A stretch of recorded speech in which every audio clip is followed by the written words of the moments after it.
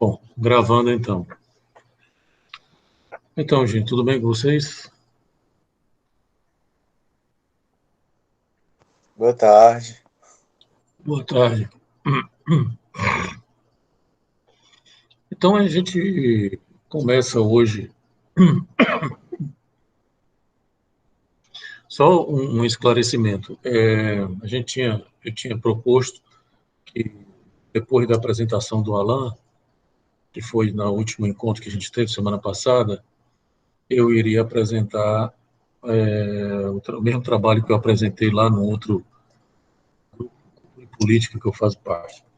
Mas eu achei melhor a gente dar continuidade às nossas discussões e deixar essa apresentação desse meu trabalho mais por fim, tá? Até porque, por exemplo, esse texto que nós vamos trabalhar hoje, ele, por sinal, é um texto muito bom. Ele, na parte final, ele inclusive me deu umas dicas teóricas que eu não me lembrava mais, por exemplo, sobre o Laplanche. Eu li o Laplanche, acho que no começo dos anos 90, nunca mais tinha lido Laplanche. Mas ele dá uma dica aqui do Laplanche que eu achei muito interessante para o meu trabalho. Então, eu achei que esses textos eles vão fundamentando algumas discussões que talvez seja interessante a gente deixar para o fim. Nosso último encontro do semestre, aí eu apresento esse trabalho, o mesmo trabalho que eu apresentei lá. Tá certo? Foi isso que eu propus. Acho que, não sei se todo mundo entendeu, estou só esclarecendo. Sabe?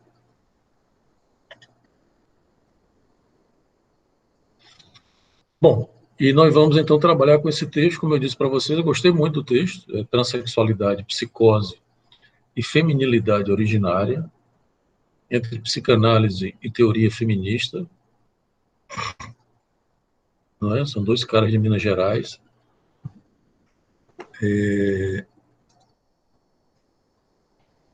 Enfim, então, vamos lá, né? Vocês têm alguma questão que queiram começar por ela?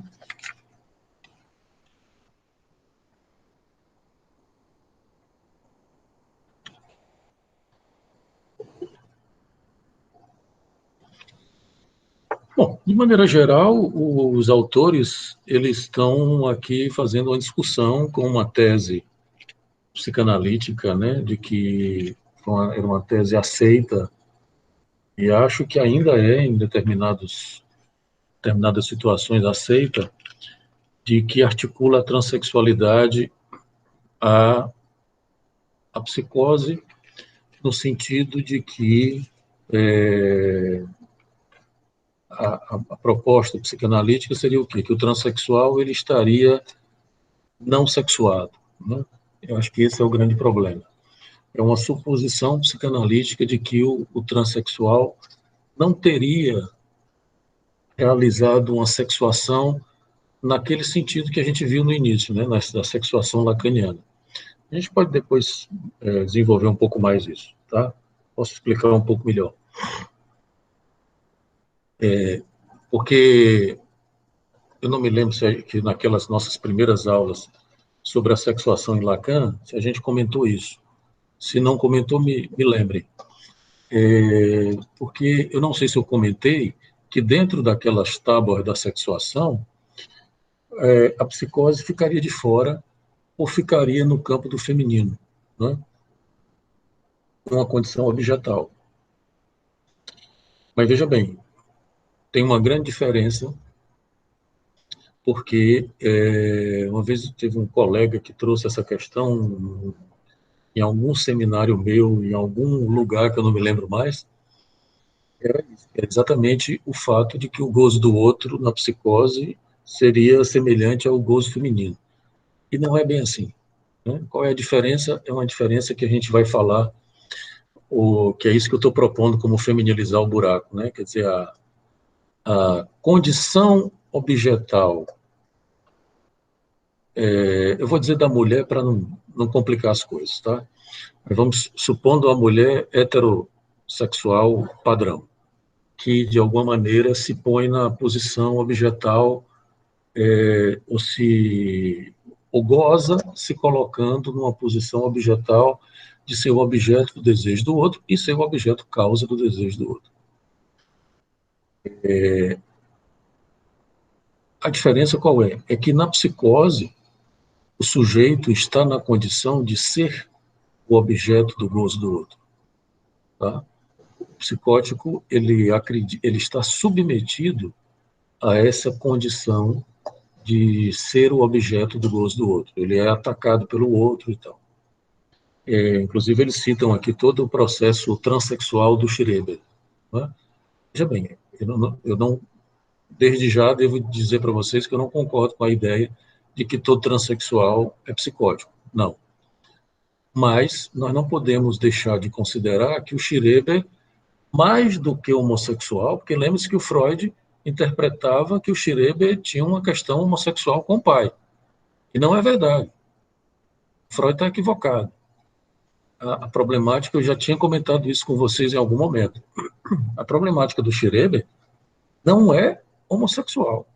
É uma problemática objetal, de que ele, inclusive, ele não sexualiza essa condição objetal, a não ser quando ele constrói o delírio transexual de se tornar mulher de Deus. Entende? Então, ele faz uma operação, Schreber, né? Ele faz uma operação delirante que serve para sexualizar o gozo do outro. Né? É um delírio, claro que é, mas veja que para o Schreber serve. Veja a importância de você sexualizar e feminilizar o gozo do outro.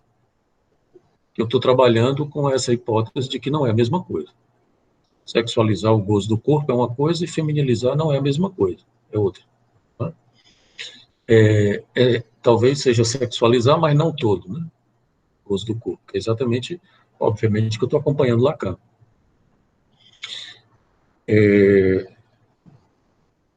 Então, veja bem, o que o Schreber fez, o modelo, eu acho, dessa hipótese, eu estou meio rouco hoje, não sei.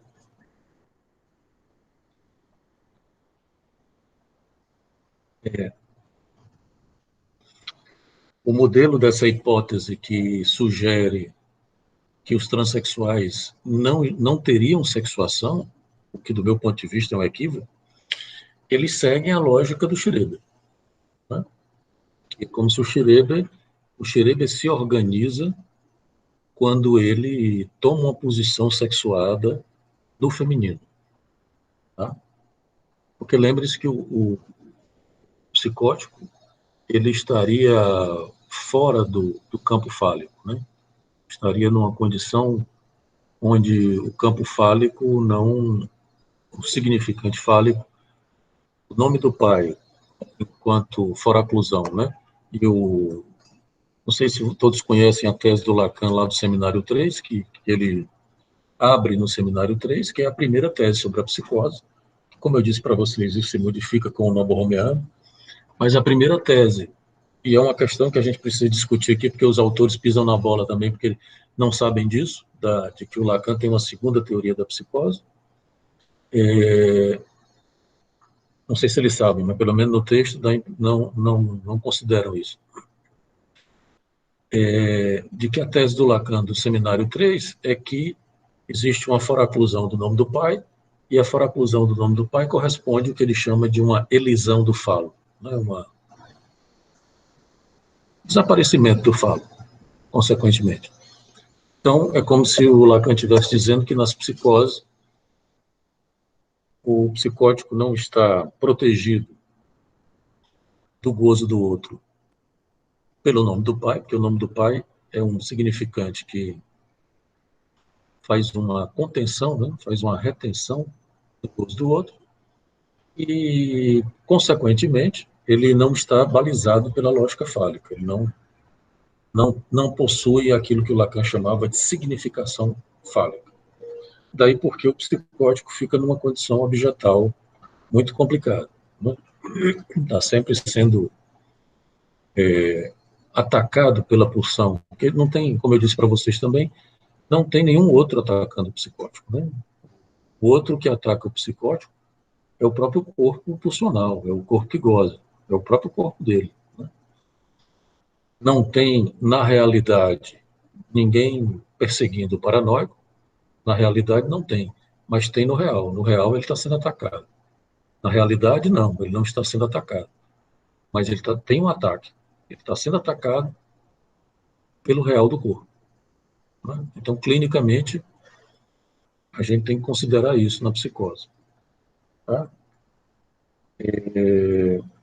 Então, a tese que aproxima, não sei se todos entenderam, se tiver alguma dúvida, perguntem, gente.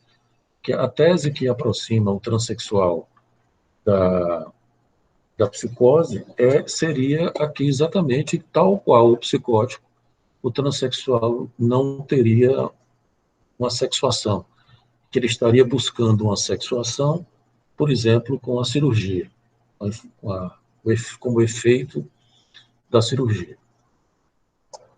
E que tem mais um detalhe que eu acho que vocês viram aqui, né, que esse termo, que é um termo que Lacan usa para, especialmente na paranoia, que é o empuxo à mulher.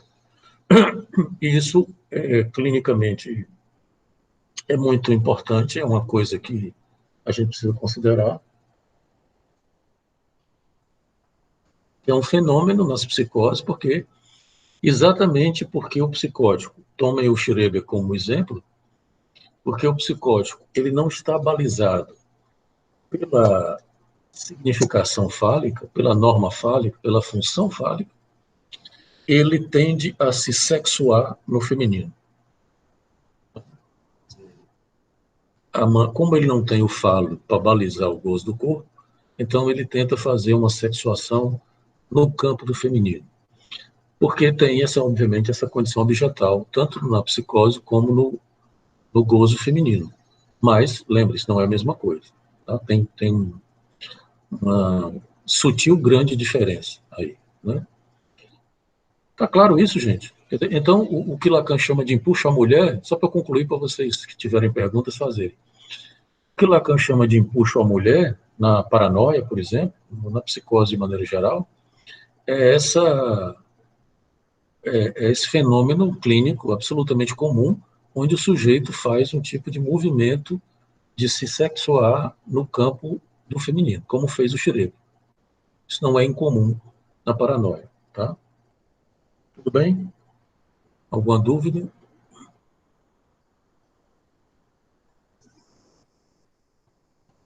Não? Professor, licença. Professor, Eu não tive tempo de ler o texto, mas só por clareza, ele fala da transexualidade da mulher trans no texto, é isso? Não. Ele fala da transexualidade geral, homens ou mulheres, não é? Entendi. Então, independente, teria essa tentativa de se sexuar no feminino. Não. Para a gente estabelecer os termos para não ter confusão, tá? O que nós vamos chamar de mulher trans é uma pessoa que nasceu macho, vamos dizer assim, para não dizer nasceu homem, porque ninguém nasce homem, né? É uma pessoa que nasceu com o corpo de macho, mas se constitui como uma mulher. Então a gente chama, que faz cirurgia ou não, os transexuais geralmente fazem, mas pode ser que não. A mulher trans, para não complicar, né? Vocês vão me dar essa licença teórica. Para não complicar, o que é? O que era o sujeito que nasceu homem e se tornou mulher. Então é uma mulher trans. Certo? O homem trans é exatamente o contrário. É uma mulher que nasceu mulher e se torna homem. Tá? Porque isso é meio confuso, né? Isso às vezes dá um nó na cabeça da gente, só para a gente definir os termos. No texto, ele está falando de ambos os casos. Tá? Mas realmente a predominância dos exemplos na psicanálise é no caso da mulher trans, ou seja, o homem que faz uma cirurgia e um processo transexual. Não é? Leonardo, Oi, eu. a questão do empuxo à mulher seria justamente porque ela também tem um pé no falo, né? Então, sexualizaria algo para o psicótico. Não, né, seria uma forma, é o contrário, Euler, porque exatamente, como o psicótico não tem um balizamento fálico, a forma como ele tenta se sexuar, a forma mais fácil, a tendência que ele tem para se sexuar é no campo do feminino, que é não todo fálico, entende? Porque Que faz não é que semblante, né? veja bem, Se protege do gozo a partir do semblante que eu falo. é, como é um campo que não é todo balizado pelo fálico, os seres que não têm balizamento fálico, por exemplo, como os psicóticos, tendem a se sexuar no campo feminino. Porque quem não tem balizamento fálico, e isso é uma questão importantíssima para a gente entender, inclusive a função do falo, porque o falo é muito maltratado pelos estudos de gênero, né?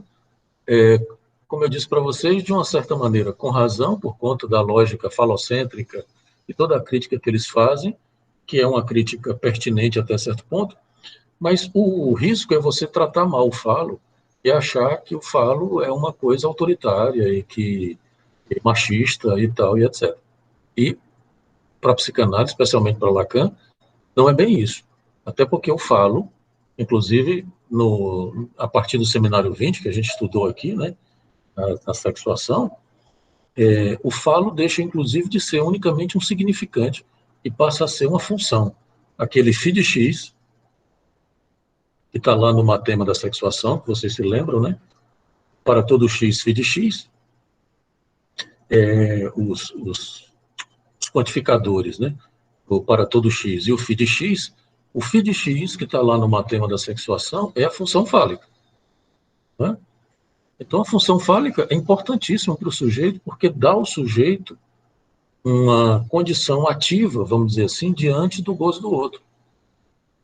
Essa condição objetal que nós inevitavelmente padecemos diante do outro, né, desde o início, desde que nascemos, a, a condição fálica é uma das saídas, né, é uma das vias por onde a gente pode e deve se proteger, se defender, vamos dizer assim. Os termos não são bons, porque não é propriamente uma questão de proteção ou de defesa, mas é muito mais de uma tomada de posição diante do outro, né? Eu lembro até que na época, ou em algum momento, eu dei o exemplo para vocês desde o fordar até o pega-pega, né? De como a criança vai... Lembram disso? Eu dei esse exemplo. A criança vai progredindo até que chega um momento final, que é do pega-pega, que a criança já tem uma função fálica, uma identificação fálica funcionando. Então, a criança se oferece como objeto para o outro, né? Dizendo, nem me pega, nem me pega. Ela se oferece para comprovar para o outro que ela tem a competência fálica de se safar do outro. Né? É muito interessante porque uma vez um estagiário atendia um garotinho psicótico e é muito interessante porque ele não chegava até o pega-pega. Ele não conseguia brincar. Ele chegava até o esconde-esconde. Né? Veja que o esconde-esconde não é a mesma coisa do pega-pega.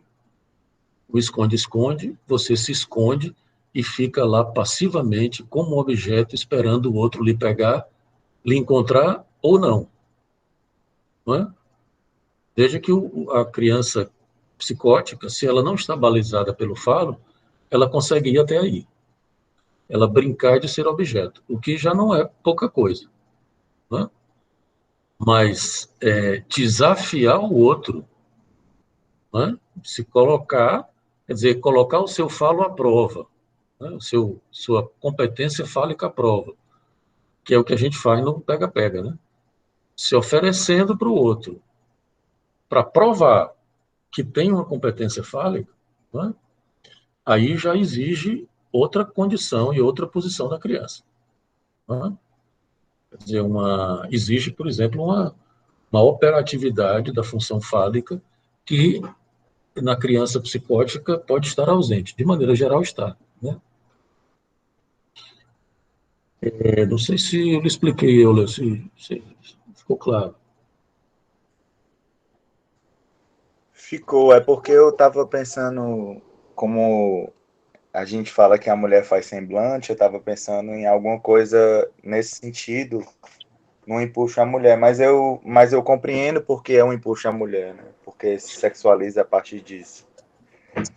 Não, e tem uma diferença também aí no que diz respeito ao semblante, porque a mulher, ela precisa fazer semblante, né? E ela faz de uma certa forma, porque a É, mulher sabe que não é o objeto do gozo do outro. Ela é faz semblante. justamente é justamente por isso que eu fiquei em dúvida de como é que o psicótico, a partir do empuxo à mulher, faria um tratamento, digamos assim, ou alguma coisa com o gozo do corpo, porque a mulher só consegue fazer isso primeiro porque ela é não toda fálica, ou seja, ela tem um pé no falo, mas também porque ela faz semblante. Se o psicótico faz um empuxo à mulher e se organiza e nem tem um pé no falo e nem faz semblante, ele se organiza como? Mas é que tá. O psicótico, ele acha que é a mulher. Veja que o Schreber, que quando Lacan diz a mulher não existe, ele está querendo dizer isso, né? Mas o psicótico, ele acha que é a mulher, porque o Schreber se tornou ninguém menos do que a mulher de Deus. Veja que não é pouca coisa. Você é a mulher de Deus e junto com Deus, ele e Deus iriam criar uma nova raça. Entendi, entendi. Não é pouca coisa. Que aí é a diferença. O psicótico, ele não consegue fazer semblante, que ele está identificado com o objeto, né? Porque tudo bem que você pode até dizer que quando o Schreber faz o delírio de que se tornou a mulher de Deus, ele faz um tipo de semblante delirante, né? Não deixa de ser um tipo de semblante, porque antes disso, no primeiro momento da psicose do Schreber, se vocês lerem lá, vocês vão ver, no texto Freud, por exemplo, vocês vão ver o Freud escrevendo isso. Ele estava, é um primeiro momento que é muito mais esquizofrênico do que paranoico. O primeiro Schreber, ele está sendo atacado no corpo, estão mexendo no corpo dele e tal. Ele, inclusive, acha que acusa o Fleischzig, né, que era o psiquiatra dele, que era o Fleischzig que estava fazendo isso, pererê parará. Quer dizer, no primeiro tempo da psicose do Schreber, ele estava numa condição objetal do gosto do outro. Tinha um outro gozando do corpo dele, atacando o corpo dele, mexendo nos órgãos, tal, né? Veja que aí quando ele começa a escrever, o que é muito interessante, né? No momento em que ele começa a escrever, aí ele começa a fazer uma diferença, porque aí ele faz o que normalmente todo neurótico faz, e o psicótico não, né? Que o neurótico sempre pergunta: se esse outro está cuidando de mim, me cheirando, me beijando, dizendo que eu sou lindo e etc., o que é que o outro quer de mim, né? É o famoso "o que queres" do Lacan. Todo neurótico, em algum momento, pergunta isso: o que é que o outro quer de mim, né? O que queres? Está lá no grafo do desejo, não sei se vocês conhecem. Ora, quando o neurótico faz essa pergunta, ele ele dá um tratamento ao gozo do outro que é do campo do desejo. Quer dizer, o outro quer alguma coisa de mim porque eu ocupo algum lugar no desejo dele. Deixa de ser um mero gozo do outro e passa a ser uma dialética do desejo. Recomendo o grafo do desejo, recomendo o escrito que não sei se vocês já leram, mas recomendam, que o título já é muito sugestivo. A subversão do sujeito e a dialética do desejo. Tá? A subversão do sujeito, onde Lacan vai dizer que o sujeito é subversivo, né? Que cria um furo e uma falha, e a dialética do desejo. Quer dizer, todos nós perguntamos sobre o desejo do outro. O que queres? E quando a gente pergunta, nós construímos uma ficção, que é, se vocês quiserem chamar de fantasma, né? Construímos o fantasma que nos coloca que o fantasma é exatamente uma resposta a essa pergunta. Mas veja que essa resposta é uma ficção construída pelo próprio sujeito. A gente não sabe o que é que o outro... Nós não podemos saber rigorosamente o desejo do outro. Nós damos uma resposta fantasmática e ficcional que é do próprio sujeito. Veja que isso clinicamente é importantíssimo. Importantíssimo. Porque o lugar que você ocupa para o outro não foi propriamente o outro que lhe colocou ali. Veja que isso é crucial para a clínica. Né? Foi uma resposta que o sujeito deu ao que ele supõe sobre o desejo e o gozo do outro, que o coloca num determinado lugar fantasmático. Isso clinicamente é importantíssimo. Quando a gente fala da ideia ética, do desejo e da responsabilidade do sujeito sobre o lugar que ele ocupa, tem a ver com isso. Não é? Quer dizer, é que clinicamente o sujeito tem que se dar conta de que isso foi uma construção e uma ficção que ele produziu. Então, e só ele, inclusive, pode se deslocar daí. Daí porque clinicamente isso é importantíssimo e é fundamental.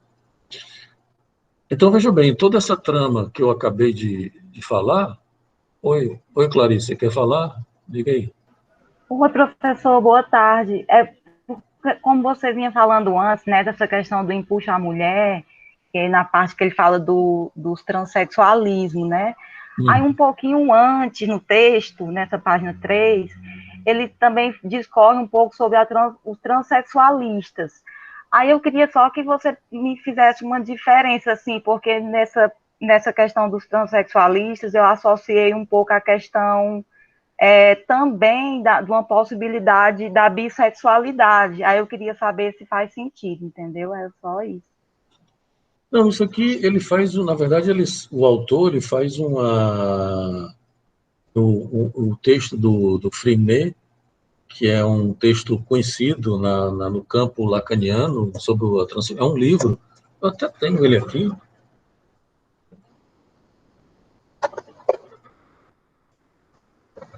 Henri Freinet, é esse livro aqui que eles criticam, né? Eles metem um pau no Freinet, porque o Freinet ele está exatamente usando essa... Metem um pau no Freinet, é ótimo. Ele está usando essa tese do transexualismo como no campo da psicose. Então, eles estão fazendo uma crítica a essa distinção, né, entre os transexuais verdadeiros e os transexualistas, né? Porque é como se você dissesse que você poderia ter algum tipo de jogo, muitas vezes até mesmo um jogo histérico, né? De, por exemplo, um homem que se veste de mulher. Isso pode ser um tipo de mascarada histérica, por exemplo, entende? E não necessariamente um transexualismo na verdadeira acepção da palavra, vamos dizer assim, né? Que aí é onde está, e aí é onde entra exatamente a minha crítica, essa ideia de que o transexual estaria fora da sexuação. Não é verdade, porque o transexual está sexuado, no feminino. Se isso foi determinado por alguma dificuldade do sujeito no campo fálico, aí tudo bem, podemos até investigar. Mas não é certo, não é exato que ele não está sexuado. Se você tem um sujeito numa condição psicótica, aí, por exemplo, a facilidade que o psicótico passa do lado homem para o lado mulher, numa construção delirante, como fez o Schreber, indica algo dessa ordem. Né? Inclusive, os próprios autores dizem isso, de que não podemos recusar que alguns transexuais estão no campo da psicose. Tudo bem. Inclusive, veja bem, uma sexuação transexual seria muito interessante, seria organizador. Nós atendemos um caso no SPA há muito tempo atrás, que era um caso muito interessante, e que era um rapaz que ele não... Era muito interessante porque a gente só supôs que ele estaria no campo da psicose porque ele não tinha nenhum tipo de formação elementar da psicose, não delirava, não alucinava, não fazia nada disso. Não é? A primeira coisa que ele disse quando veio para o atendimento, para o estagiário, era assim, eu vim aqui porque eu queria saber o que é que eu preciso saber para ser gay. Veja que a formulação da frase, se não foi exatamente essa, foi muito parecida. Eu queria saber o que é que eu preciso saber para ser gay. Veja como é interessante, porque ele não estava uma espécie de norma, né? Ele queria saber quais as condições para que ele fosse gay. Ele queria um saber, né? Um saber sexual. E é uma pergunta estranha. É uma pergunta estranha, por exemplo, para um neurótico. Porque o neurótico não chega dizendo assim. O neurótico, eu venho aqui porque não sei se eu sou gay, se eu não sou e tal, ou então sou e não quero ser, ou coisa parecida, né? Mas a pergunta dele era muito curiosa, porque, e aí, no desenvolvimento do caso, era um rapaz que tinha eu digo hoje que ele seria exatamente um exemplo ilustre do que a teoria queer chama de queer, não é? Porque ele ele passeava, ele ao mesmo tempo, e aí num determinado momento do tratamento, no atendimento, ele resolveu procurar uma prostituta ali no centro da cidade, né? Mas veja, ele não sabia se era gay, porque ele não tinha, e aí sim, por isso que a gente achou que ele poderia estar no campo da psicose, porque ele não tinha uma sexuação.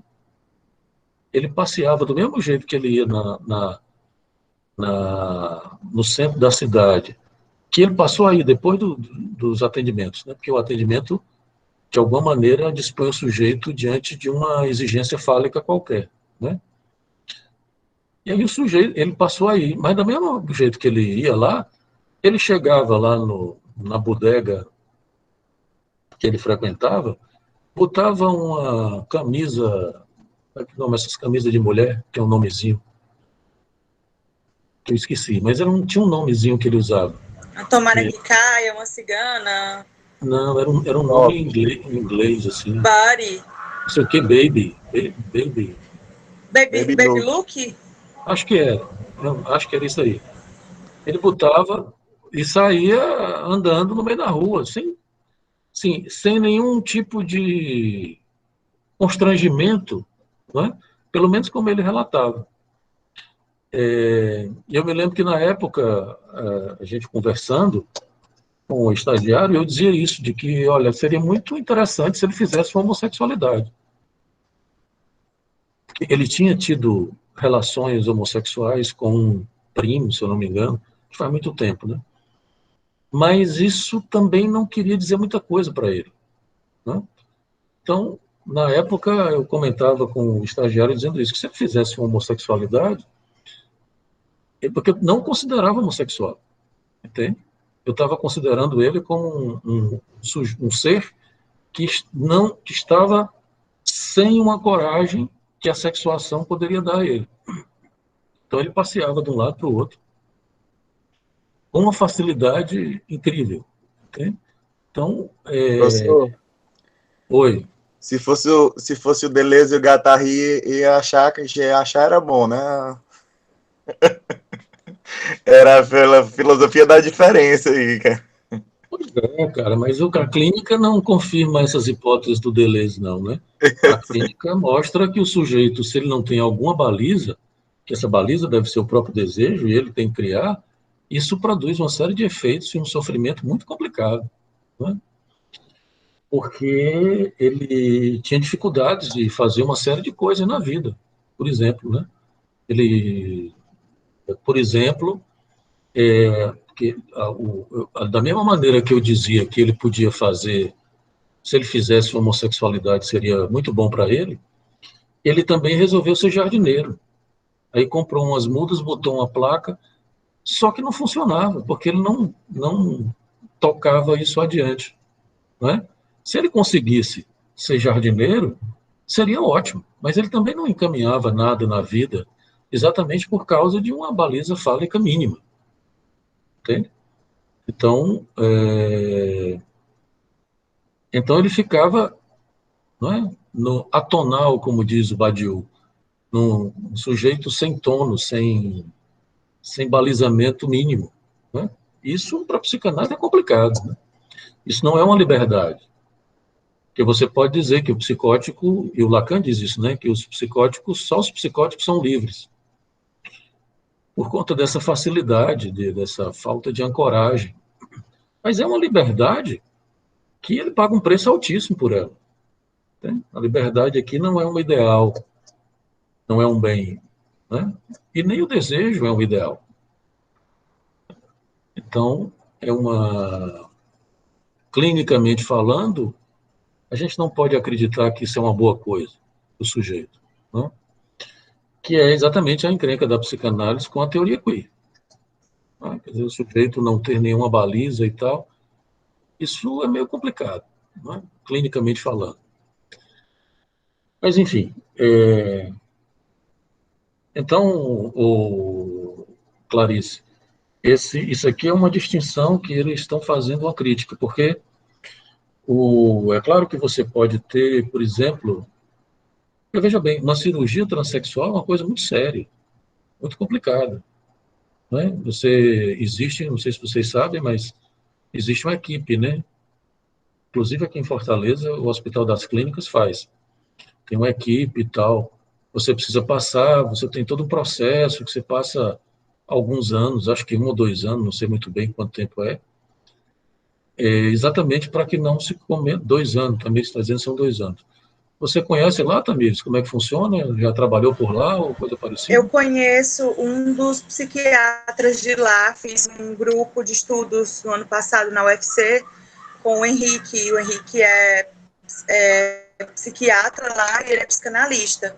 E ele explicou para a gente que o processo lá é o seguinte: o sujeito procura o serviço e aí ele tem que passar 2 anos fazendo esse acompanhamento, respondendo a questões, né, problematizando a sua causa, e para que fique claro para ele também quais são as consequências de uma cirurgia, né? Qual é a consequência física que ele vai ter da cirurgia, ele avalie se ele realmente quer passar por isso. Então, ele tem que passar 2 anos, fazer um tratamento hormonal, e aí, ao final desse tratamento hormonal, que ele é contínuo, na verdade, né? O tratamento hormonal não se finaliza com 2 anos, ele é contínuo. Mas, para fazer o processo da redesignação sexual, ele tem que ficar 2 anos e isso tem que estar comprovado. Não só o acompanhamento no hospital, mas ele também tem que ter um acompanhamento psicológico para que ele possa comprovar que ele está naquele processo, né? E aí ele consegue fazer a cirurgia. Não faz a cirurgia lá no hospital, nem sei se faz aqui em Fortaleza, onde faz. Mas para no ele Hospital das fazer. Clínicas faz a cirurgia, não faz, não? Faz a cirurgia? Eu não sei. Até onde eu me lembro que o Henrique disse, eu acho que ele disse que não fazia a cirurgia lá. Eu não sei como é que o sujeito se encaminha para fazer a cirurgia. Nem sei se agora está fazendo lá. Bom, eu não sei, mas o que eu sabia é que fazia lá, porque exatamente a equipe era de lá e era lá que fazia, mas eu não posso estar enganado. Professor, que eu Oi. saiba. Boa tarde.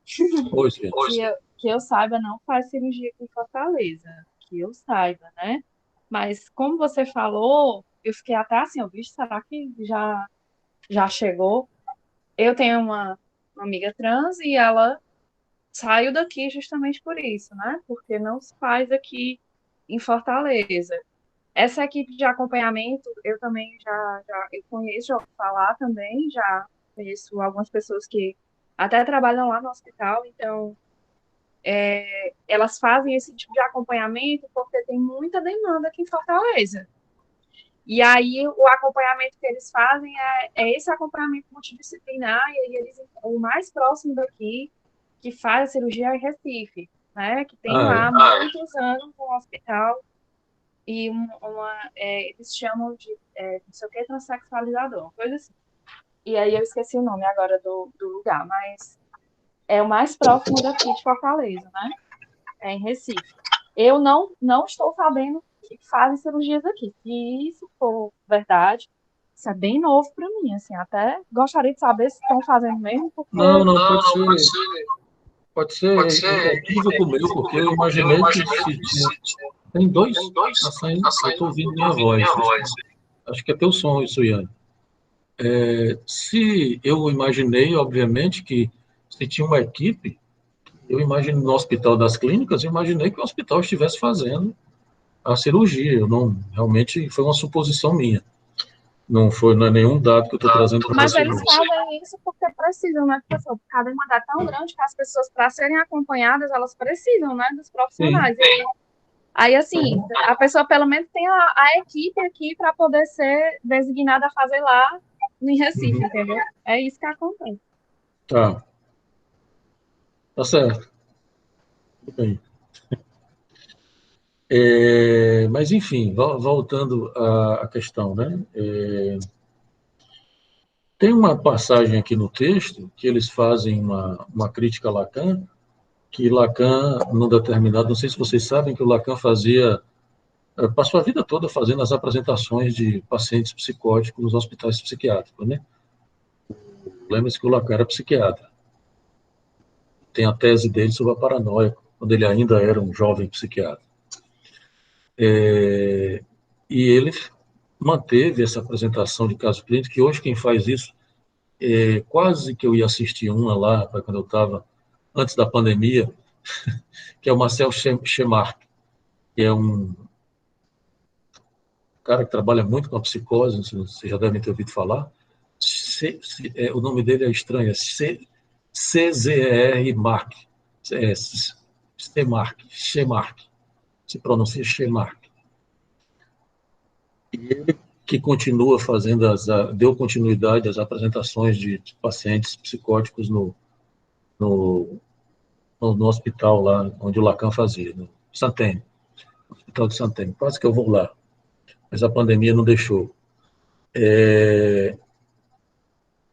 Então, veja que quando o Lacan... E aí eles fazem eu acho que eles tiram de contexto a fala do Lacan, porque o Lacan diz assim, o paciente diz, mas quando eu fizer a cirurgia, não me lembro se ele diz, tiver uma vagina ou coisa parecida, quando eu fizer uma cirurgia, eu vou... aqui, diz assim, você deve saber que não se transforma um homem em mulher. Isso se faz, diz o paciente, né, o Lacan. Como? Uma mulher tem um útero, por exemplo. Isso o Lacan está provocando o cara, né? Para os órgãos, sim, mas eu prefiro sacrificar minha vida, não ter filhos, não ter nada, mas ser uma mulher. Não, mas mesmo uma emasculação, que é a cirurgia, né, não te tornará mulher. E eu fiquei me perguntando se o que Lacan estava querendo dizer é que a mulher não existe, né? Porque existe o risco do transexual, isso é uma questão que o Lacan levanta também, existe o risco do transexual acreditar que a cirurgia vai torná-la mulher. E não é verdade, porque mesmo as mulheres sabem que não é assim. Você não se torna mulher, é sempre um conjunto aberto, como a gente diz no caso do feminino. A mesma coisa para os homens. Não existe uma identificação final do homem ou da mulher. Isso é sempre um trabalho fálico, um trabalho desejante, um trabalho com a sua condição objetal. Então, não é certo, não é garantido que você seja homem ou mulher. Agora o cachorro resolveu latir aqui. Oi. Só uma coisa, é que eu tenho pensado muito sobre esse tema da transexualidade também. Me parece, eu não sei se eu estou enganado, que isso surge, né, o desejo de redesignação sexual, ele surge muito mais como uma fantasia, no sentido de algo que dá uma forma ao desejo, mas não no sentido de uma certeza absoluta, né? É claro que, por exemplo, numa novela como teve na Rede Globo, há alguns anos atrás, A Força do Querer, isso era colocado como uma verdadeira redenção, né? Com toda a pompa. Não sei se você viu essa novela. Não. Então, lá nessa novela, por exemplo, é o caso do que você estava dizendo, né? Que é colocado, a redesignação sexual é colocada como uma redenção para aquele sujeito. Mas acredito que a maioria deles procura uma localização dentro das tribos que eles seguem, né? O reconhecimento dentro de uma cultura que eles seguem, né? Que é essa cultura queer atualmente, né? E que é muito inspirada nos movimentos identitários norte-americanos, né? Realmente existe essa aliança com a sociedade do espetáculo, que a gente vive isso no nosso contemporâneo, mas me parece que não é exatamente uma certeza, entende? A redesignação é mais uma gramática de reconhecimento dentro de uma cultura, e que aquilo é uma das coisas que são feitas nessa cultura. E por alguns, não são por todos, né? Isso. Esse processo de 2 anos que a pessoa passa se preparando para fazer ou não fazer a cirurgia, ele serve exatamente para isso. Para que o sujeito, se ele está indo achando que ele vai ser um homem ou uma mulher pelo motivo de fazer uma cirurgia, para que ele se dê conta de que o processo não se trata disso, né? Então, os 2 anos é como se fosse uma barreira de segurança para que haja o mínimo possível de transtorno pós-cirurgia. Porque, por exemplo, esse livro aqui, não sei se vocês já ouviram falar, é um livro muito bom do Marco Antônio Jorge e da Natália Travassos. Eles fizeram há uns 2 anos atrás e agora saiu o segundo. E nesse livro eles falam exatamente sobre isso, sobre da problemática de você associar a imagem do corpo a uma certeza do sexo, né? E aí eles derrubam também boa parte dessa ideia de que a transexualidade estaria necessariamente ligada a uma psicose. E aí agora o segundo livro é sobre a transexualidade e a histeria, que é mais específico para trabalhar essa hipótese, né? É muito bom, ele discute essas questões sociais e inclusive, uma coisa muito interessante que é o discurso do capitalista, né? Como a questão transexual, ela também pode fomentar um mercado, né? E aí o Marco Antônio fala também dos perigos que isso causa, porque uma cirurgia dessa não é sem efeitos, né? Ela tem efeitos que podem ser muito pesados para o sujeito. Inclusive, o número de pessoas que tenta desfazer a transição também está crescendo, exatamente por muitos terem aliado essa ideia de que a mudança corpórea iria necessariamente fazer com que o sujeito mudasse, se transformasse, né? Porque veja bem, aí nós estamos num ponto, isso que o Manuel colocou e que você também, Tamires, nós estamos num ponto aí muito, vamos dizer assim, crucial e muito delicado, que é uma diferença, por exemplo, que a gente poderia fazer entre as políticas de gênero e uma certa, como é que as políticas de gênero e a clínica psicanalítica tratam, no bom sentido do tratar, né, ou recebem ou escutam essas questões da transexualidade, né? Porque corre o risco, e eu estou dizendo que é só um risco, eu não estou dizendo que é isso que acontece, que, por exemplo, se o sujeito chega num movimento transexual e diz eu sou transexual, isso simplesmente é aceito e aplaudido, né? Isso não é problematizado. Veja bem, eu não estou questionando a legitimidade do movimento transexual, não é isso. Só que, do ponto de vista íntimo, do ponto de vista clínico, que é um ponto de vista íntimo, é importante que o sujeito possa dizer o que é isso que está acontecendo com ele, o que é que se trata. Porque não é para a psicanálise dizer, você é psicótico ou você não deve ser transexual, não é isso, entende? Mas é muito importante que o sujeito considere, porque é um pouco isso que a Tamir estava dizendo, não é uma coisa qualquer, não é sem efeitos. E o sujeito pode se equivocar com isso, né? Acreditando, por exemplo, numa resolução eu entendo isso que o Manuel está colocando, que não, obviamente é importante e acho também que não é tratado no movimento LGBTQ a coisa dessa forma, né, como se fosse uma resolução mágica, mas não deixa de ser importante, isso pelo menos para a clínica psicanalítica, que isso não seja prontamente adotado como uma política identitária. Entende?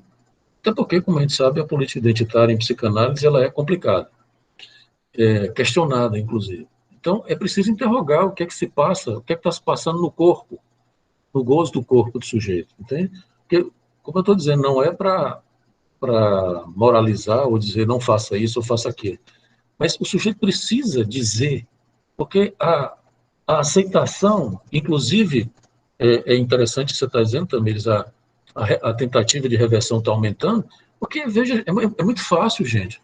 Hoje em dia, é muito fácil você gozar de qualquer forma. É muito fácil. Que isso tem a ver com isso que a Tamires estava falando, com o discurso do capitalista. Então, uma certa destituição dessas balizas fálicas, se por um lado são importantes para fazer um questionamento ao falocentrismo, ao falogocentrismo, como eles citam aqui, ao patriarcalismo, etc., tudo bem. Mas, por outro lado, ele traz consequências também, porque implica uma certa facilitação e um oferecimento mercadológico, inclusive, né, como a gente está vendo na internet, no nosso mundo contemporâneo, uma facilidade com isso que também pode ser perigosa. Isso não necessariamente quer dizer uma liberdade. É por isso que eu disse que nós estamos num ponto muito delicado, porque é um ponto político e clínico que pode criar um tipo de mal entendimento aí entre ambos, né? Porque a gente não pode considerar que o sujeito dizer eu quero ser transexual seja necessariamente uma liberdade. É preciso saber o que é que está se passando com o sujeito, entende? Antes que isso seja, que se chegue, e para o sujeito chegar na cirurgia, hoje em dia é muito fácil. Não vou dizer que é fácil não, porque não é. Mas é mais fácil, é mais oferecido isso como possibilidade do que há 20 anos atrás, por exemplo. Diga aí, Tamires. Peraí, Márcio, depois a Tamires tinha levantado antes, depois eu passo para você. Tu está com o microfone fechado, Tamires. Eu queria só acrescentar umas coisinhas que eu tinha lido nesse mesmo livro, né? Que uma das hipóteses que o Marco Antônio trabalha e que aparece muito mesmo no sujeito homossexual na clínica para nós é uma tentativa de restaurar a heterossexualidade, né? Então, por vezes, pode acontecer de um indivíduo chegar na clínica para tentar fazer esse acompanhamento para redesignação sexual, só que aí no percurso você começa a notar que a questão dele não é se ele é homem ou se ele é mulher. Às vezes é que o sujeito é homossexual e tenta restaurar uma heterossexualidade, transformando o seu corpo no real, para tentar, digamos assim, dar uma resposta a essa demanda de normalização, né? Uhum. Então, por exemplo, ele cita até umas cirurgias obrigatórias lá no povo árabe, eu não me recordo agora, mas eles fazem cirurgias obrigatórias em homossexuais para redesignar essas pessoas para que elas sejam normalizadas. Então, é uma parada assim muito louca e tem consequências seríssimas, né? Então, a gente está falando aí de dois discursos que estão em união, que é o discurso da ciência mais o discurso do capitalismo. E isso aí está pressupondo uma rapidez, uma instantaneidade que não é real, que não é possível.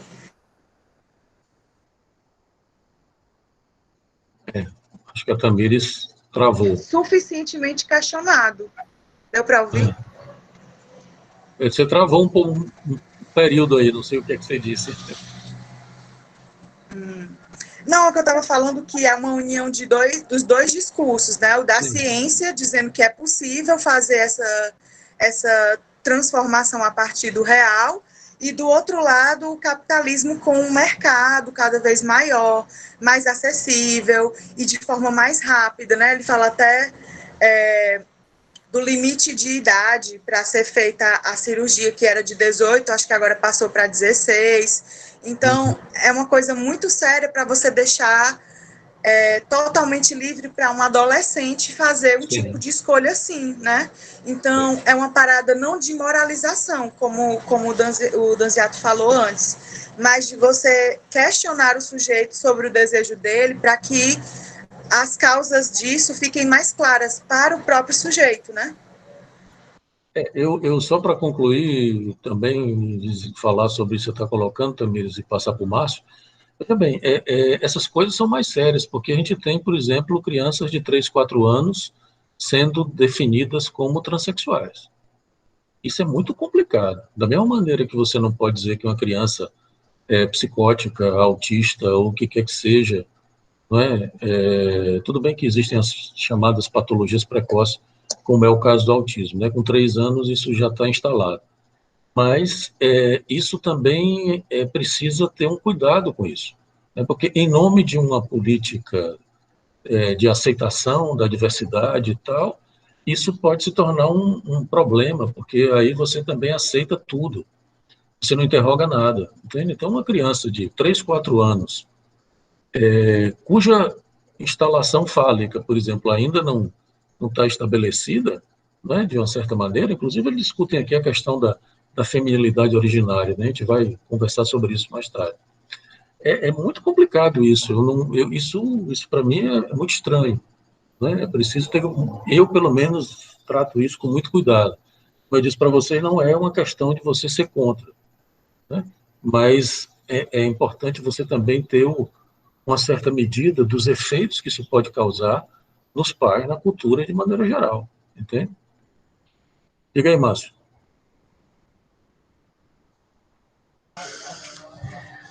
Boa tarde, pessoal. Boa tarde, Leonardo, a todos. Oi, respirar aqui, porque muita coisa, hein? Esse é um tema muito complexo. Queria, assim, primeiro de tudo, né, um privilégio poder estar aqui conversando sobre isso, um tema atual, e psicanálise, né, tudo a ver, e sexualidade, e uma questão atual, né? Acho que, acima de tudo, isso, né? Uma questão do contemporâneo. Não só a opção sexual, XYZ, LGBT, que é mais, mas a intervenção cirúrgica no real do corpo, né? Uhum. Então, é um temaço, né? Um tema muito bacana. Eu vou trazer aqui umas provocações existenciais e Foucaultianas, e vai dar certo, eu acho. Vamos lá, segura. Bom, primeiro, né? Não acho que seja a questão propriamente sexual, no sentido de homem, mulher, trans, bi, os nomes que a gente dá, as letrinhas e etc., né? Eu abordaria a questão de outra ótica, a ótica do desejo, né? Para mim, a ótica do desejo. Bom, primeiro eu queria deixar de lado as criancinhas, por favor, né? Tirem as criancinhas da sala, realmente não, né? Tem uma idade a partir da qual isso começa a valer. Eu sugiro 18 anos, né? Já que a lei vai por aí, né? 18 anos, o sujeito é maior. 21, se você quiser, tudo bem. Tem gente que diz 16 e vá lá. Vou botar 18, né? Para ficar na média. Então, por favor, né? Tirem as criancinhas da sala, elas vão resolver isso com o tempo. Agora, um adulto, eu acho muito interessante, né? Esse processo. Bom, primeiro eu queria dizer que, deixar bem claro, se você vai fazer uma cirurgia de como é que chama? Redesignação sexual, é claro que você precisa de psicoterapia. Se você não vai fazer também, né? Você também precisa de psicoterapia. Tem o pessoal da bariátrica, por exemplo, né? Que é outra coisa, mas é a mesma coisa. Basicamente, a história de eu poder fazer intervenção no meu corpo. Eu entendo a coisa dessa maneira, né? Então, nesse sentido, eu sou bem radicalmente existencialista. Meu corpo, minhas regras. Então, eu acho que essa questão se coloca junto com questões como eutanásia, suicídio, aborto. O que eu posso fazer com o meu corpo, né?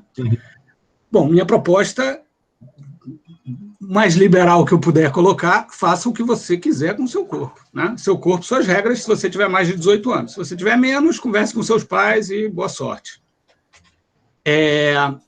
Então, de novo, né? Não acho que não seja importante, claro, né? Como é que você falou, Tamires? O período de... gostei dessa... Os 2 anos, né? Um período para você ir pensando e tal, né? 2 anos talvez seja pouco, né? Talvez você precise de mais tempo. Enfim, chama análise, ninguém sabe exatamente, né, para onde que vai, mas tem que ir, né, tem que estar presente. Mas aí vem a questão Foucaultiana, né? Que coisa interessante, que para eu fazer uma intervenção no meu corpo, eu precise não só de psicoterapia, tudo bem, vamos lá, mas do aval do outro, né? Quer dizer, o psicólogo, o psiquiatra, o médico, sei lá quem, eu, né? Vai me dar um laudo para dizer se eu posso mexer nos meus Países Baixos. Eu não gosto dessa ideia, eu não quero essa ideia para mim, né? E aí eu acho que é Foucault na cabeça mesmo, né? Os discursos psi são os discursos de poder, né? E até que ponto você está, né, delegar, encarregar para o terceiro, o Estado, a ciência, a medicina, ou a psicologia, ou mesmo a psicanálise, o lugar de dizer, né, o que eu posso fazer. Desculpa, eu queria tirar a psicanálise desse pacote, ficou meio esquisito, né? A psicanálise não, né? Não é desse pacote. Mas esses discursos psi é muito interessante, né? Essa ideia de você dar um laudo para o cidadão poder dispor do seu corpo, né? E, em alguns casos, nem assim, né? Quer dizer, se eu quiser me suicidar, por exemplo, para pegar um dos meus exemplos favoritos, mar adentro, né? Um sujeito ciente, iluminista, com a cabeça toda no lugar, queria se matar porque estava paralisado do pescoço para baixo. E ele teve que entrar na justiça, teve que discutir com o padre, e não deixaram, e o cara teve que, né, vamos dizer assim, se bandear para o lado do mal, né? Um cara completamente íntegro teve que cometer um crime para poder se livrar do corpo que ele não queria mais. Então, eu sei que é complicado, felizmente é bem complicado, né? Dá para conversar um bocado, mas eu acho que, em última instância, me parece muito complicado alguém poder intervir nessa precisão, né, do que eu faço com o meu corpo, eu, maior de 18 anos.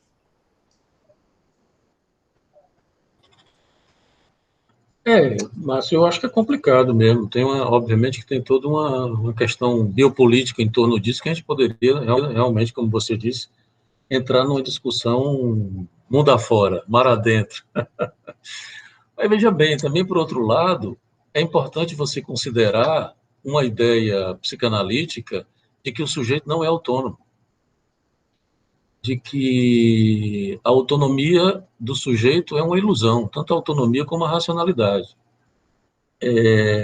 Tudo bem que, e aí eu acho que é uma questão para a gente discutir, né? Quer dizer, se o sujeito quiser fazer mal a si mesmo, a gente vai fazer o quê, né? Se ele quer se matar, se ele quer, né?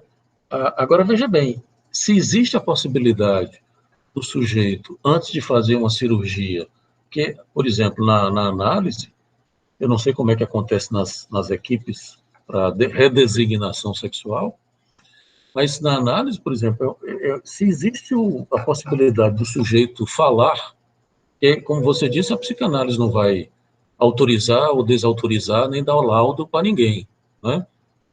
Os psicanalistas não vão fazer isso, pelo menos os psicanalistas que se prezem.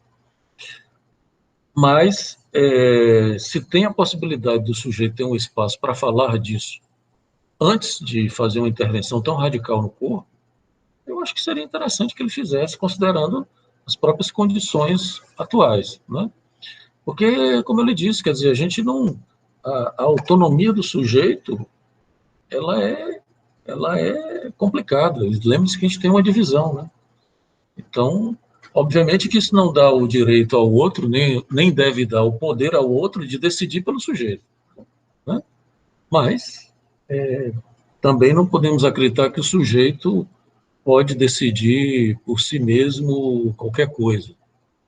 Até porque lembre-se que o sujeito, em psicanálise, não é o indivíduo, não é o cidadão, não é a pessoa. O sujeito é uma função. Inclusive, sequer tem sexo, né? No sentido de que não é homem, mulher, trans ou bi, ou o que quer que seja, é uma função. Então, bom, são questões aí que você falou, me suscitou, né? Aí, diga aí, o que é que você levantou a mão de novo ou não? Está com a mão levantada ainda? Eu que levantei de novo. Tá, diz aí, Tamir. É só uma coisinha que o colega falou, o Marcelo falou agora, e me lembrou uma outra coisa que eu escutei, inclusive, do Henrique, que trabalha lá nesse hospital. E ele disse que um problema que eles enfrentam com muita frequência é que os usuários chegam até o serviço e, como eles sabem que eles têm que passar por um período de 2 anos, uma triagem, tem que ter um laudo, eles ficam tentando tensionar para que o profissional acredite que eles são, de fato, transexuais. Então, é importante que seja feito algum trabalho do lado de fora desse processo. Fazer semblante, né? Eles tentam fazer semblante. Parecer mais transexuais do que são. E tem uma parada também que tem... É como se eles só pudessem fazer a cirurgia se eles forem se redesignar para se relacionar com o sexo oposto ao novo sexo deles. Então, por exemplo, se você for transexual, de homem para mulher, aí você se torna uma mulher, mas você tem atração por outras mulheres, aí você já não pode fazer a cirurgia.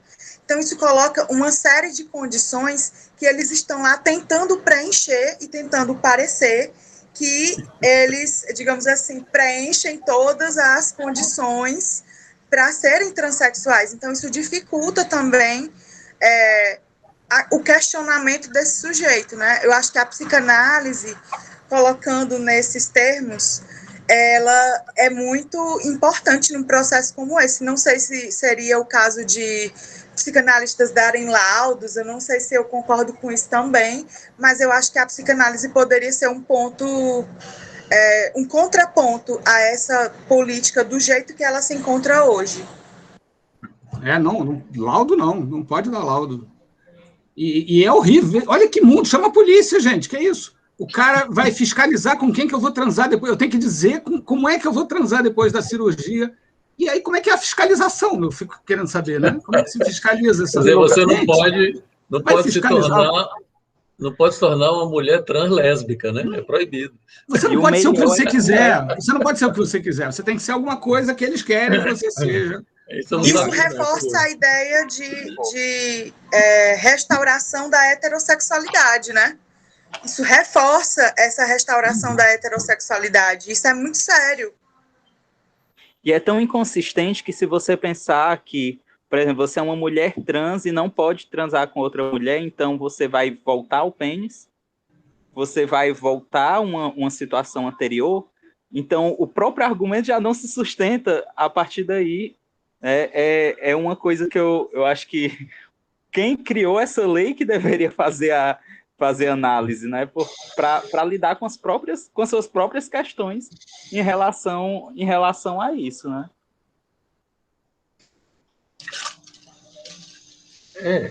Você está querendo falar, Vitor? Você levantou a mão?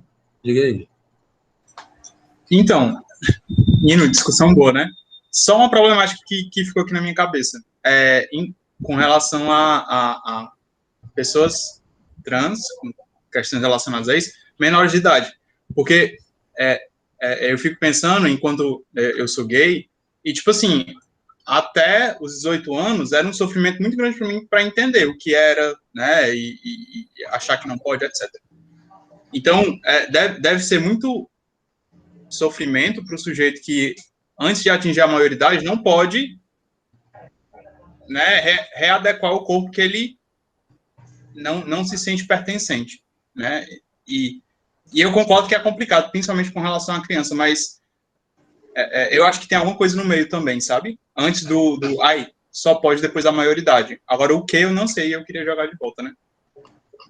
Porque eu acho que é uma questão jurídica aí, né? Porque quando você é menor, você não responde por você, você ainda não é você mesmo, né? Então, seus pais respondem por você em todo sentido, né? Não é só isso que você não pode fazer, tem um monte de outras coisas que você não pode fazer, né? E aí se determinou esse marco legal, 18 anos, maioridade. Eu queria só dar uma provocada, Léo, nessa história da autonomia, né? Porque, de fato, a autonomia plena não existe, mas o que a gente pode botar no lugar, né? Assim, a autonomia como utopia, como, né?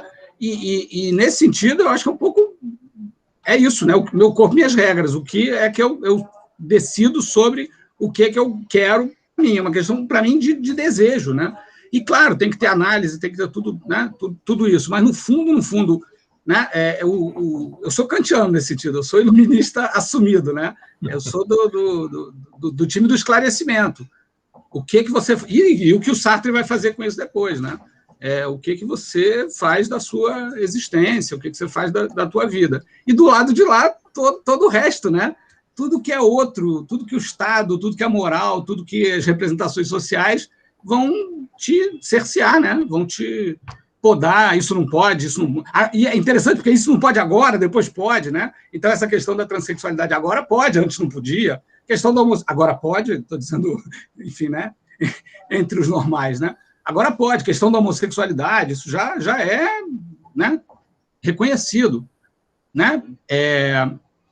Então, muito interessante essa ideia, porque o que entra em cena mesmo muito é a coisa da tecnologia, né? É você poder fazer a prótese, é bioética, eu acho, a questão, né? E, no fundo, eu insisto na minha tese, se o corpo é seu e você é maior de idade, se vire com ele, com o que ele tem para te oferecer. Suiane, você levantou a mão aí, diga aí. Márcio é um neoliberal. Não, não. Opa. Eu sou liberal. Não, senhor, respeito. Eu sou liberal lá do século XVIII. Eu sou liberal dos bons tempos do liberalismo. Então, eu acho, pegando o gancho do que acho que o Vitor falou, né? Antes do Márcio, agora. Pegando o gancho dele, eu acho que o que ele quer dizer, Márcio, assim, não é bem a implicação da justiça em si, né? De como você tem a coisa do direito de só poder fazer depois dos 18. Eu acho que é o entendimento de si. Eu acho que numa compreensão, óbvio que há atravessamento social, e a gente sabe que para a gente fazer certas coisas, como você está dizendo, tipo, com o corpo, você precisa, né? Tá maior de idade. Só que existe por exemplo, o professor falou das questões do autismo. Já trabalhei com criança, a criança tinha 1 ano e 8 meses e era diagnosticada com autismo. 1 ano e 8 meses. Quando eu soube, eu olhei, bem, ok, né? Mas eu fiquei a observar certas atitudes também para além daquele diagnóstico, até porque, né, é assim que a gente faz na psicanálise, né? Mas eu acho que o que o Vitor quer dizer é que, assim, como é que cumpre com isso só depois dos 18? Onde é que está o meu... Entende? Assim, onde é que está... Eu tenho com 16 anos, eu tenho um pensamento, óbvio, com 18 eu vou ter outro, assim como a gente, né? Eu com a minha idade, hoje tenho, ou amanhã mudo, enfim. Mas as mudanças com relação a, tipo assim, ok, que você não pode fazer. E se você tiver pais que concordam, né? Certo. Mas como, né, dar esse olhar para esse adolescente de 16 anos que tem esse desejo de mudar o corpo?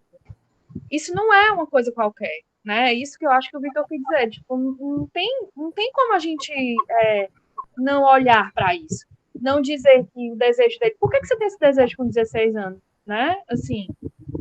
Enfim, não é uma coisa que eu acho que a gente... só com 18 não vamos se preocupar com isso, né? Eu acho que é mais ou menos isso, assim, também, que eu penso, assim, vamos olhar para isso agora. Tem muitos adolescentes, mas é muitos. Não é poucos, não. É muitos. Eu já atendi um adolescente de 14 anos que já pensa. E ele, tipo assim, tem certeza absoluta, tinha certeza absoluta que ele queria fazer a resignação do sexo dele. Eu não me sinto bem, eu quero ter peito. Ele falava, assim, que ele se vê com isso, ele se vê com as partes do corpo, ele se olha no espelho, ele tem... Então já é um conflito, né? Suiane. Não estou dizendo que ele tem que ter a liberdade de fazer. Não estou falando isso, assim, tipo, né? Eu estou falando do olhar que a gente tem que dar e tem que, enfim, prestar atenção aí com o que ele está dizendo, né? Que é que o adolescente dele está afirmando dele, né? Enfim. Gente, deixa eu fazer um comentário aqui. Eu acho o seguinte, que obviamente que a questão ela é muito polêmica, porque envolve exatamente todos esses discursos e narrativas, né, biopolíticas, bioéticas, que, como o Márcio colocou, enfim, médicas, né, tem toda uma... jurídicas, e também clínicas, né? Quer dizer, eu não sei se a gente vai poder dizer muita coisa sobre esses outros aspectos da questão, né? Mas veja bem, se você considerar, o que eu estou querendo dizer é o seguinte: se nós considerarmos a clínica psicanalítica e a lógica da sexuação, é algo que fica muito mais fácil você, por exemplo, entenda o que eu vou dizer, autorizar ou entender ou não a posição do sujeito. Não que o analista vá autorizar nada, nem dar laudo, como disse o Márcio e a Tamires, né? Ninguém vai fazer isso. Mas veja bem, numa clínica psicanalítica, vou dar um exemplo para vocês. A gente atendeu uma transexual que não tinha feito a cirurgia ainda, que estava querendo fazer lá no SPA. Ela ficou pouco tempo. Ela estava exatamente procurando atendimento, porque estava querendo fazer esse período aí de acompanhamento psicológico desses 2 anos. E veja bem, teve um determinado momento, a gente até apresentou esse caso, não sei se vocês lembram, ou estavam lá, desses fim de curso, do fim de estágio, formação continuada, tal. O estagiário, em determinado momento, ele falando sobre a questão sexual, ela tinha um namorado, né, que inclusive era um homem casado, mas que mantinha ela numa casa e etc., né? E ela falando sobre a relação sexual, e ela disse uma coisa que na época eu até brinquei com o estagiário, eu disse, rapaz, ela é lacaniana. Porque quando ela falou disso, ela dizia que, por exemplo, quando na relação sexual, ela não usava o pênis. E aí o estagiário não se segurou e perguntou, mas como é que você goza, então? Aí ela disse, com cor. E eu disse, rapaz, é ancor, é lacaniano. Quer dizer, a escuta dessa moça ficou muito claro para a gente que ela estava completamente numa posição feminina. Entende? Ela ocupava uma posição feminina e estava sexuada numa posição feminina. Entende? Se alguém me perguntasse, se chegasse um juiz, botasse um 38 na minha cabeça e dissesse, você vai dar um laudo para autorizar ou não essa moça fazer a cirurgia, eu assinava embaixo e dizia, pode fazer. Entende? O que é que eu estou querendo dizer para vocês? Não que a psicanálise possa dar garantia para muita coisa, mas seria muito mais garantido você escutar, porque tem outro aspecto também, viu, Márcio? Que é o fato de que muitas vezes a cirurgia ela pode ser catastrófica. Aí você pode dizer, mas então é um problema do sujeito, se vira, né? Porque se ele decidiu, foda-se. Eu sei que não é isso que você está dizendo, mas porque tem exatamente essas equivocações, essas dificuldades que o sujeito... Porque é isso que a gente está tratando aqui, o gozo e o sexo não são coisas simples. E veja que você não tem propriedade do seu corpo. Você pode até dizer, tudo bem, até concordo, meu corpo, minhas regras. O problema é que o corpo não é propriamente seu. Não é? Você, no sentido de uma propriedade, não é? Do ponto de vista psicanalítico, né? O que não quer dizer que ninguém, nenhuma outra pessoa tenha propriedade sobre o seu corpo, não é isso que eu estou dizendo.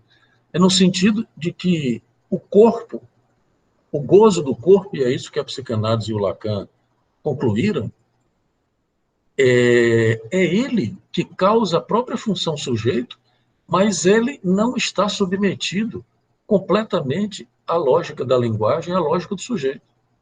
Entende? Então você pode ser atropelado pelo seu corpo. Você pode ser, como é mais ou menos o que acontece nas psicoses. Era o que eu estava dizendo agora, antes, comentando uma questão. Quer dizer, a psicose não é uma liberdade, propriamente. Né? Você que o Deleuze e a turma lá use a esquizofrenia como modelo, mas veja que a psicose não é propriamente uma liberdade, é uma liberdade, aspas, né? que tudo bem, isso não implica que você vai querer tratar e curar e normatizar a psicose, porque não é possível, não é disso.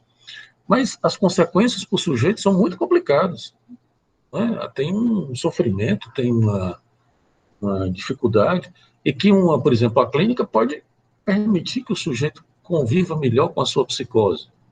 Pode. Mas isso não tem nada a ver com liberdade. Isso tem a ver com o sujeito poder fazer alguma contenção do ataque que ele sofre do próprio corpo. Dar alguma direção a isso. Fazer alguma contenção, entende? Então, veja bem, guardando as devidas proporções, no transexualismo, que não é a mesma coisa que a psicose, mas, inclusive, para o sujeito que não é transexual, ele pode fazer uma coisa equivocada com relação a isso e fazer uma cirurgia, por exemplo, e ser catastrófico para ele.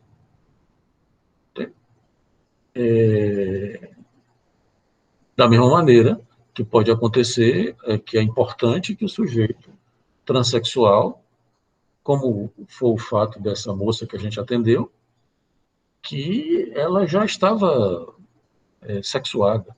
Por isso que eu estou dizendo que não concordo com a ideia que não há sexuação. Há, sim, uma sexuação, né, no campo do feminino, nessa situação, entende? Quer falar, Márcio? Levantou a mão? Eu quero. Eu queria entender melhor essa relação entre psicose e transexualidade. Por que haveria essa... Assim, não vejo identidade. Outra coisa que eu queria comentar é que eu gostei demais do que a Suene falou, né? Enfim, sobre essa história da idade, né? Quer dizer, eu trouxe aqui a questão jurídica, que é com 18 anos e tal, que você, né, passa a ser, pelo menos para o Estado e para as instituições e tal, senhor do seu nariz, dono de si mesmo, ou coisa parecida, embora entenda que para a psicanálise seja mais complicado, mas juridicamente é isso, né? Você começa a responder pelos seus atos. Para quem é menor de idade, realmente, a questão não deixa de existir por causa disso, muito pelo contrário. Ela se coloca antes. E é claro que tem que ser endereçada, né? Por pais, terapeutas, todos os interessados e tal. Aí, no caso do menor de idade, eu acredito que seja um acordo com os pais. Aí, realmente, você vai estar submetido ao poder dos pais, aí é uma questão de sorte ou de azar, mas, enfim, né? Em princípio, que se estabeleça uma boa relação e que o trio lá, né, possa deliberar. Para mim, pelo menos, é assim. Agora, e quando, né? Com que idade? Porque essa questão não começa nem com 16 anos, né? Eu queria sugerir 2 filmes para vocês. O primeiro se chama Ma Vie en Rose, é um filme belga, Minha Vida em Cor-de-Rosa. É um sensacional. Ele já é uma menina, mas ele tem 10 no máximo, 9, 10 anos, eu acho. E ele é uma menina, linda, inclusive, maravilhosa, pronta para conquistar o mundo. E o outro é Tomboy, que é uma menina que muda de cidade e começa a dizer para todo mundo que ela é menino, e também tem 10 anos, né? É isso. Muito bom. Assistam. O Ma Vie en Rose é sensacional. É antigo, né? Ma Vie en Rose, se eu não me engano, é década de 90, ou 2000 e pouco, por aí. Esse negócio de antigo, eu já não sei mais. Antigo, para mim, é 1917, porra.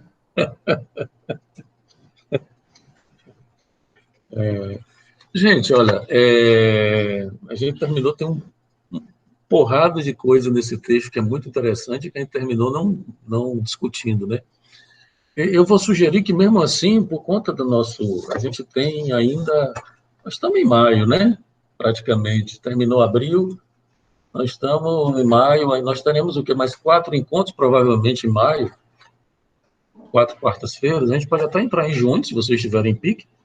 Mas, sim, em tese, a nossa programação é terminar em maio, né? Que a gente pode avançar um pouquinho, se vocês quiserem. Mas, assim, apesar da gente não ter... Olha, porque tá saindo, professor, em maio? Fim de maio. Preguiça é essa de não entrar em junho? Conversa é essa? Desde preguiça, rapaz. Vamos passar. Eu vou até julho, né? Preciso de férias. Eu também não. Então vamos. Eu também. Detesto férias. Também. Ficar parado não é comigo, não. Bora. Não, é porque, em tese, é isso que eu estou dizendo. Em tese, a nossa programação vai até o fim do semestre. Mas também é fim de maio, né? Começo de junho. Fim de maio, começo de junho, tá? Mas a gente pode seguir. Mas o que eu estou querendo dizer é o seguinte, aqui, eu recomendo que a gente passe para o próximo texto, mesmo não tendo falado de um monte de coisa que tem aqui nesse texto, que é muito interessante, que eu queria voltar num próximo encontro, mas a gente já poderia ir fazendo as duas coisas, porque como é sobre uma temática só, né, então a gente poderia já ir jogando com que as questões que os textos seguintes já trazem. Pode ser? Ok. Tudo bem? Sim, ok. Vamos.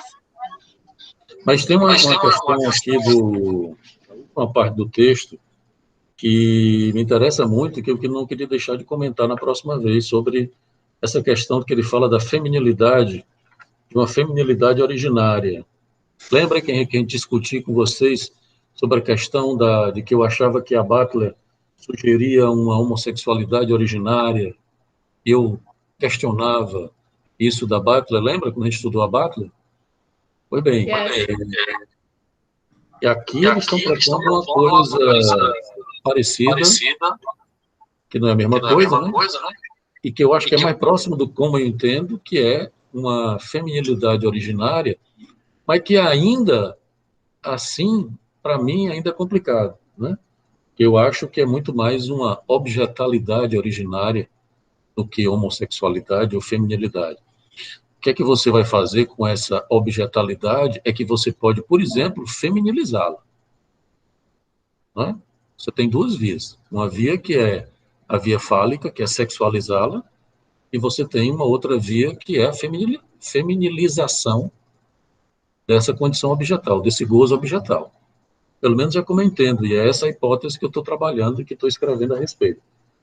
É a minha hipótese, né?